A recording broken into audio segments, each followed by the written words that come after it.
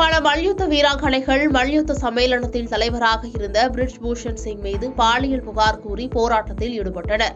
இதைத் தொடர்ந்து பிரிஜ் பூஷன் சிங் மல்யுத்த தேர்தலில் நிற்கக்கூடாது என நீதிமன்றம் உத்தரவு பிறப்பித்தது. பின்னர் பிரிஜ் பூஷன் சிங் நண்பரான சஞ்சய் குமார் தேர்தலில் நின்று மல்யுத்த சம்மேளனத்தின் தலைவராக வெற்றி பெற்றார். இதற்கு சாக்ஷி மாலிக், பஜ்ரங் புனியா மற்றும் வினேஷ் போகத் ஆகியோர் எதிர்ப்பு தெரிவித்து செய்தியாளர்களை சந்தித்து பேசிய போது சாக்ஷி மாலிக் மல்யுத்தத்தை விட்டு வெளியேறுவதாக அழுது கொண்டே வெளியேறினார். இந்நிலையில் இந்திய மல்யுத்த வீரரும் ஒலிம்பிக் பதக்கம் வென்றவருமான பஜ்ரங் புனியா பிரதமர் மோடிக்கு கடிதம் ஒன்றை எழுதியுள்ளார். இந்த கடிதத்தில் தனது கோரிக்கைகள் செவிசாய்க்கப்படாததால் பத்மஸ்ரீ விருதை திருப்பி தருவதாக பஜ்ரங் புனியா சமூக வலைதளங்களில் பதிவிட்டுள்ளார்.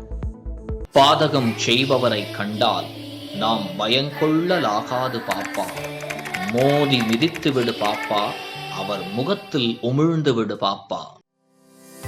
அண்மை செய்திகளை உடனுக்குடன் தெரிந்து கொள்ள இணைந்திருங்கள் இயம்நாடு தொலைக்காட்சியுடன்.